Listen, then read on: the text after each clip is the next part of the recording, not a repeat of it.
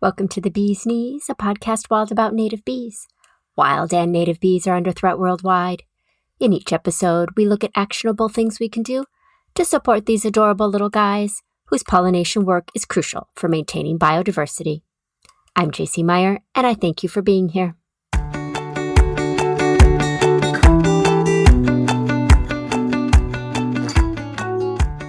What happens when we trade pristine grass for buzzing biodiversity? Today I'm speaking with Shishir Paudel, who recently considered a seemingly simple question with far-reaching implications. Should we be managing urban greenery as manicured lawns, or let them flourish as diverse meadows? This conversation goes beyond aesthetics. We explore how different approaches to landscaping can shape biodiversity, water infiltration, and even our cultural connections to nature. Enjoy this deep dive into the balancing act between lawns and meadows. First, can we start off with the definition of urban meadows and manicure lawns so we all have a picture of what we're talking about? Thank you. It's a very great question, but there are so many definitions people put in the perspective where they are living and what they are looking at. But generally, what I define the lawn as a typical, very short stature urban grassy area, and which is dominated by a very few grass species with some kind of here and there spontaneous occurrence of forbs like dandelion or clover. Those are often weeds, and then those are managed through a very regular mowing. It's every week, depends on where you are. It's more moisture area versus more drier, and also applied different pesticides and herbicides, as well as irrigation, of course, for just to see very smooth and clean and aesthetical beauty, and then used for recreational purpose. So those are, we define as lawns in our area. But based on what we publish in our papers, and then in general understanding how we define meadows as a intentionally created urban green space, which is established by either you converting traditional lawns or vacant areas by removing existing vegetation or other structures, and then actively planting the regionally appropriate native plants, perennials mostly. Those are forbs and grasses, either within existing lawn or you clear the lawn and then plant those. Those are meadows. So compared to manicured lawns, how do these meadows support pollinators like bees in terms of biodiversity and foraging opportunities?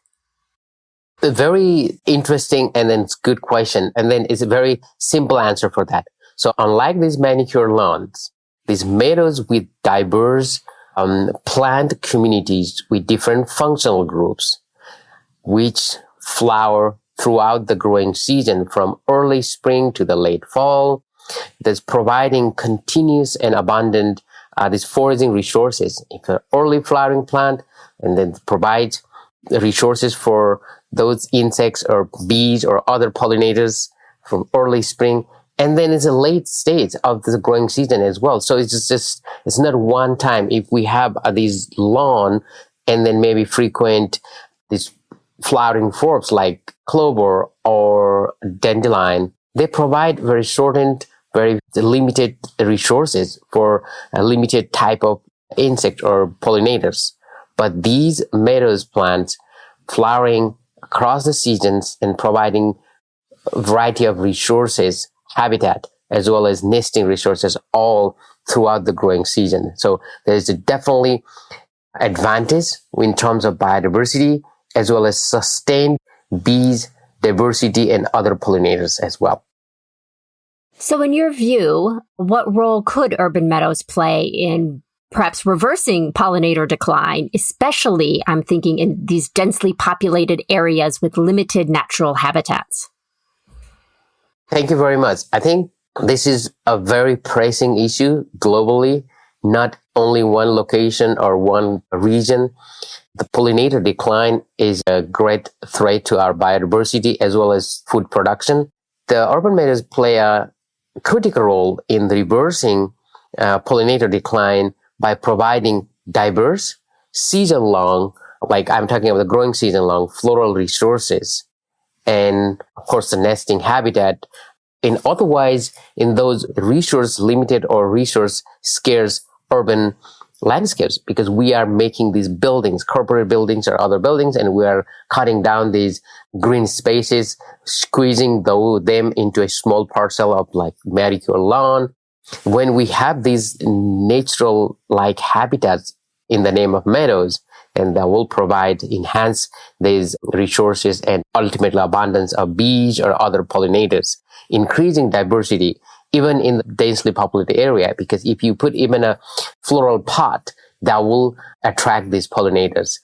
If we are putting like what we call pop-up garden or floral garden, putting in the parking lot or any other locations, that will provide these foraging resources for bees and other pollinators and enhance the population. And then we basically, if not completely, but reverse the declining population into at least the maintaining those population in these urban landscapes. In your paper, you talked about the ecosystem services and disservices that lawns and meadows may provide. Can you define ecosystem disservices? Okay, thank you very much. Yes, it is not easy, but this service is context dependent when we're talking about an urban landscape. So what we are looking at, the ecosystem processes, like for instance, soil or other like stormwater or biodiversity, and all those, when we put these together. So in our paper, we define the ecosystem disturbances are those benefits we are losing. I mean, when we have this highly manicured lawn compared to meadows, particularly in terms of drinking water, when we are using a lot of water to irrigate lawn, there we are reducing the drinking water or the water availability to the population of the humans. At the same time, when we are using these pesticides or insecticides to control weed or insects and others pests, then we are polluting environment, because that not only go to the air, ultimately flow into the water system. That is polluting water and then impacting the water like aquatic animals or plants as well. So those are the ecosystem disservices. So you also mentioned cultural ecosystem services. How do public perceptions of bees and biodiversity influence the acceptance of meadow-style management? I think it depends on, sometimes it is hard to navigate through these very sensitive issues because the human involvement is always critical in both management as well as how we want to put our natures for the future generation.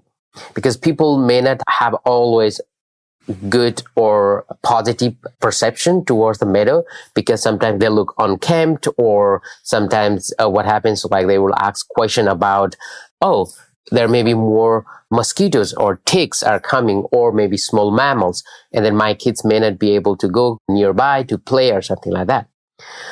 That's the very brief, like outside pictures. But when we try to explain them to the inside picture of that, educate them, so recognizing them bees as essential pollinators and valuing the natural aesthetics, not only looking at the very flat or highly maintained these grassy surfaces, but giving them how the one small strip of meadow can help your future generation to understand the naturalness, and they don't need to go to any other locations to see, like in the wild, to see them. So they can see those in their backyard.